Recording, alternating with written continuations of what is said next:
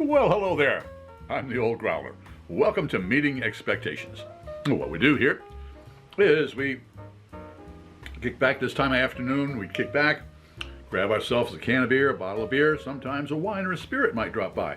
We're all friends in fermentation, and we take a look at the label. We read everything on the label. Take a look at the artwork, see what they're trying to sell us, crack it open, and see if it meets expectations. Naturally, we have to rate it. Well, if it shows up, it gets a 1. If it meets expectations, it gets a 3. And if it is an elixir of the gods, it gets a 5. A couple things. So first, we always have our beers at the correct temperature. Lagers would be, say, 32 to 33 degrees Fahrenheit and to 40, and the ales would be 40 to 50 degrees Fahrenheit. And we always use the same style of glassware for all of our beers. That way nobody has a leg up when it comes to clarity or aromatics. All right. What do we have today? Aha, from my friends up at Ommegang. They have their Gnomergang. Okay. This is a Belgian-style blonde ale, 9.5% alcohol by volume, 19.2 fluid ounces. And they've got gnomes all over the place. Look at that. Yes, sirree. This is firstly a Gnomergang for sure. Okay, they say that it is a Belgian-style pale ale. The mischievous gnomes of Belgium, of the Brasserie Chouffe, are at once again. They dropped by Brewery Ommegang and left behind a present of Chouffe yeast for our brewing team here in Cooperstown, New York, combining their yeast with the primary fermentation along with our recipe, our brewing techniques, and yeast in the can. Can conditioning, it yields a unique, flavorful, and aromatic dose of magic. Okay, they made it a little difficult to read on there. And it says that it's 19.2 fluid ounces, 9.5% alcohol by volume. The government warning that I should not be a pregnant woman operating heavy machinery. Brewed and canned by Ommegang, Brewery Ommegang, Cooperstown, New York, and Kansas City, Missouri. All right, well, they pretty much warned us that the gnomes from Belgium have come over and left a little yeast for them to play with, and they have done so. And so I'm imagining this is going to be a real 9% alcohol. It's certainly going to be a full-bodied beer.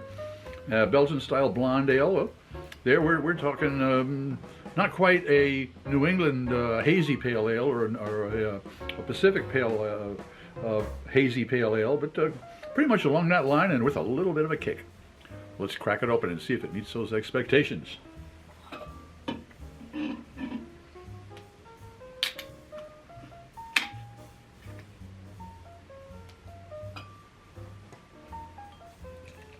Well, no haze at all. This is clearly a clear beer, or clear ale. Clearly it's an ale.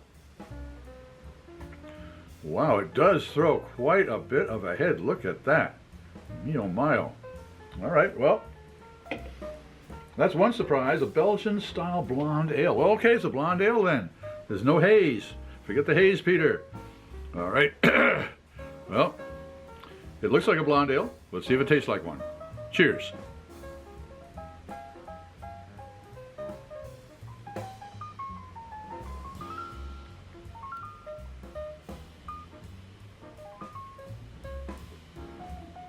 Yes, I took 2 sips because it's around 1:30 in the afternoon, getting on towards 2, and my taste buds are on siesta. They have to be woke. Well, they woke now. Let's see what their olfactory friends have to say. Wow. I'm getting a roasty grain, a light roasted grain. That's the type of aromas I'm getting from that. That is for sure. Let's see what the taste buds have to say.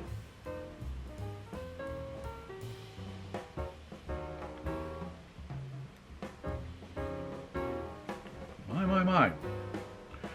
This is a deceptive beer. If I didn't know any better, I'd grab myself a piece of cheese, maybe some piece of sausage and something, and just start chowing down and drinking this like it was no tomorrow.